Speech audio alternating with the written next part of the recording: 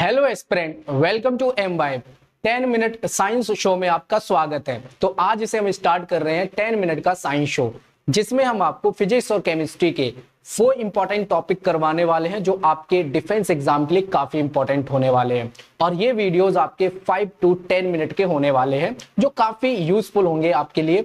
चलिए, तो सबसे पहले हम आज के लेक्चर में, आज के इस वीडियो में कवर करेंगे ब्राइन, जिसको हम लवण का घोल कहते हैं। ब्राइन होता क्या है, लवण का घोल होता क्या है, और जब हम इलेक्ट्रोलिसिस करते हैं ब्राइन का, यानी ब्राइन का जब हम विद्युत अपघटन करते हैं तो हमें कौन कौन से इंपॉर्टेंट केमिकल मिलते हैं और उनका यूज क्या है, ये सब हम इस आज के वीडियो में देखने वाले हैं। तो सबसे पहले ब्राइन, जिसको हम लवणी घोल कहते हैं, ये होता क्या है गाइस, इसको आप याद रखेंगे। Brine is water with high concentration solution of salt. इसका मतलब ये है कि पानी में जब हम नमक को या सॉल्ट को घोल देते हैं, पानी में जब हम सॉल्ट या नमक को घोल देते हैं तो हमें जो नमक का घोल मिलता है, जिसे हम लवण का घोल कहते हैं, उसी को ब्राइन कहा जाता है।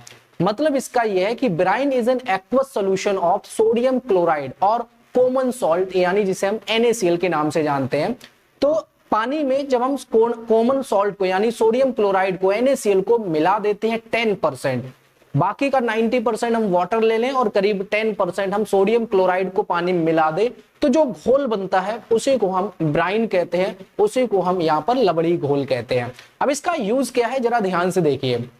जब हम ब्राइन से इलेक्ट्रिसिटी पास कराते हैं, जब हम विद्युत धारा पास कराते हैं, जब हम विद्युत धारा को ब्राइन से पास कराते हैं तो हमें 3 इंपॉर्टेंट केमिकल मिलते हैं।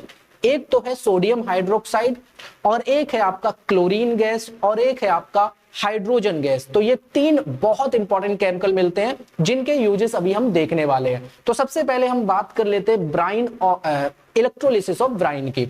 यानी हमारे पास हम सबसे पहले क्या लेते हैं, हमने ब्राइन को यानी नमक के घोल को एक कंटेनर में ले लिया। नमक के घोल को हमने एक कंटेनर में भर लिया है और वहां पर हमने 2 इलेक्ट्रोड लगा दिए। हमने नमक को घोल को कंटेनर में भर के ऐसे कंटेनर में भरा जहां पर 2 घोल इलेक्ट्रोड लगे हुए हैं। अब इस इलेक्ट्रोड से हमने हाई इलेक्ट्रिसिटी, मतलब हमने इलेक्ट्रिसिटी पास करा दी। जैसे हम इलेक्ट्रिसिटी पास कराते हैं तो हम देखते हैं कि जो एनोड है वहां पर क्लोरीन गैस मिल जाती है और जो कैथोड है वहां पर हाइड्रोजन गैस मिल जाती है। मतलब क्लोरीन गैस और हाइड्रोजन गैस ये अलग अलग तरीके से हमें मिल जाती है और हमें सोडियम हाइड्रोक्साइड तो मिलता ही है। तो यहां पर आप लोग नोट करेंगे ये 3 इंपॉर्टेंट केमिकल मिलते हैं इलेक्ट्रोलिसिस ऑफ ब्राइन से, यानी ब्राइन के विद्युत अपघटन से। पहला जो हमें मिलता है, जब आपने सोडियम क्लोराइड यानी नमक को पानी के अंदर घोल दिया तो हमें नमक का घोल मिलेगा जिसको हम ब्राइन कहते हैं। तो ये पूरा ब्राइन कहलाता है।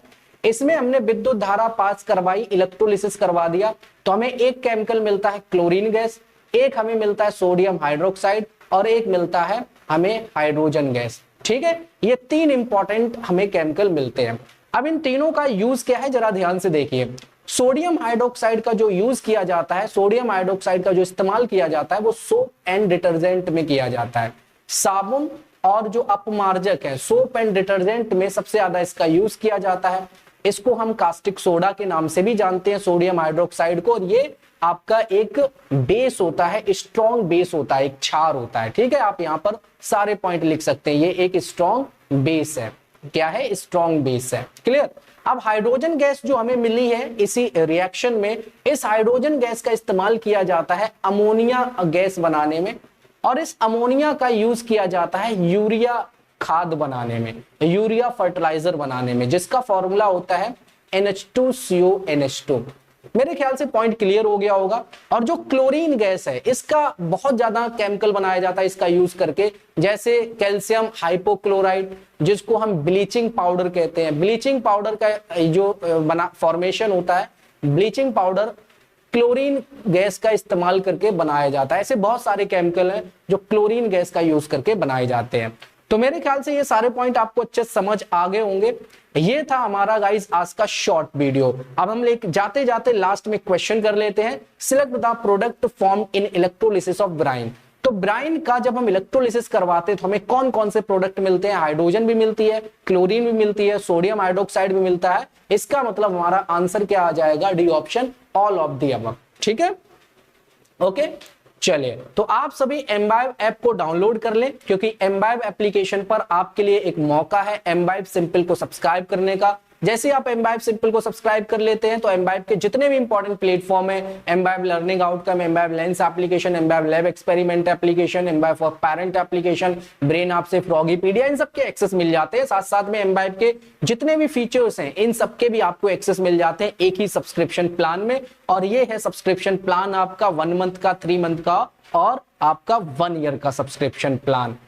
आई होप आपको ये वीडियो अच्छा लगा होगा। बाकी हम लोग मिलते हैं नेक्स्ट वीडियो में। इसी टाइप के वीडियोस के लिए हमारे इस चैनल को अभी सब्सक्राइब करें। जय हिंद।